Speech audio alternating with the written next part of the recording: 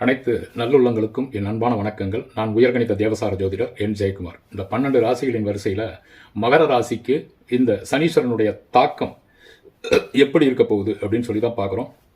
இப்போ இந்த சனீஸ்வரன் இருக்கக்கூடிய இடம் பாதுகாப்பாக இருக்கும். 3வது ராசி அப்படிங்கிறது தகவல் தொடர்பு அப்படிங்கிறது, மார்க்கெட்டிங் அப்படிங்கிறது, நகர்ந்து கொண்டே வேலை பார்ப்பது அப்படிங்கிறது, நகர்ந்து கொண்டே இருக்கும் ராசிங்கிறது 3வது ராசி. நகர்ந்து கொண்டே வேலை பார்ப்பது, ஒரு விஷயத்தை ஒரு இடத்திலிருந்து இன்னொரு இடத்துக்கு அனுப்பி வைப்பது அப்படிங்கிறது, இது எல்லாமே நல்லாயிருக்கும்.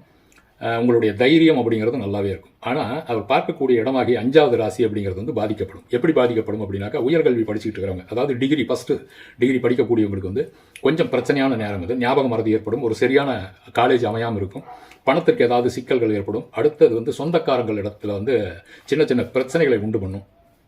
அதனால் பூர்வ புண்ணியங்களுக்கு தொல்லை பண்ணிகிட்டு இருக்கும். பூர்வ புண்ணிய ஸ்தானம் அப்படிங்கிறது தாத்தா வகையில் வர்ற உறவு முறைகளில் ஏதாவது பிரச்சனைகள் கொண்டது. அடுத்தது 7வது ராசி, 7ஆம் பார்வையாக 9வது ராசி பார்க்கறதுனால வெளிநாட்டில் வேலை பார்ப்பவர்கள். அடுத்தது கோயில் சமாச்சாரங்கள், கோயில் கட்டிகிட்டு இருக்கிறவங்க, கோயிலில் வேறு ஏதாவது வேலை பார்த்துக்கிட்டு இருக்கிறவங்க, தந்தை வழி உறவுகள் மூலியமாகவும் தந்தை மூலியமாகவும் ஏதாவது ஒரு சின்ன சின்ன பிரச்சனைகளை அனுபவிக்கிறது, அதிர்ஷ்டம் இல்லாமல் போவது அப்படிங்கிறது அந்த 9வது ராசியை சனீஸ்வரன் பார்க்கறது.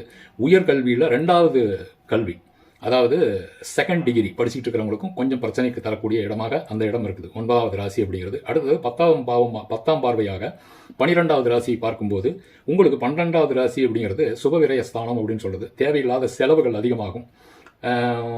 தேவையான செலவை கூட அதிகமாக பண்ண வேண்டிய கட்டாயம் ஏற்படும்.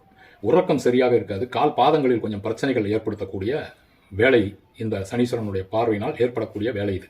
இதையெல்லாம் தணிக்கிறதுக்காக நீங்கள் என்ன பண்ணணும் அப்படின்னாக்கா, கொஞ்சம் முருகன்லேயே போர் செய்யக்கூடிய முருகன் அப்படிங்கிறது திருச்செந்தூர் முருகனுடைய கோயில்கள் உங்கள் பக்கத்திலேயே கூட இருக்கலாம்.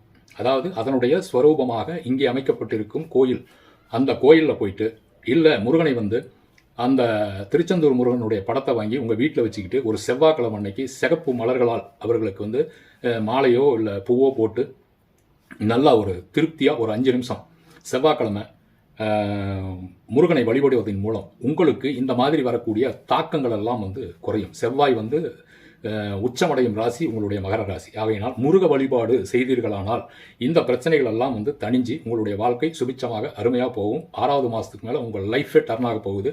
அதனால் நான் சொல்லக்கூடிய இந்த எளிய பரிகாரத்தை பண்ணி மேலும் மேலும் வளமாகவும் நலமாகவும் வாழணும் அப்படின்னு இந்த பிரபஞ்ச பேராற்றலை கேட்டுக்கொண்டு மீண்டும் அடுத்த பதிவில் சந்திப்போம். நன்றி, வணக்கம்.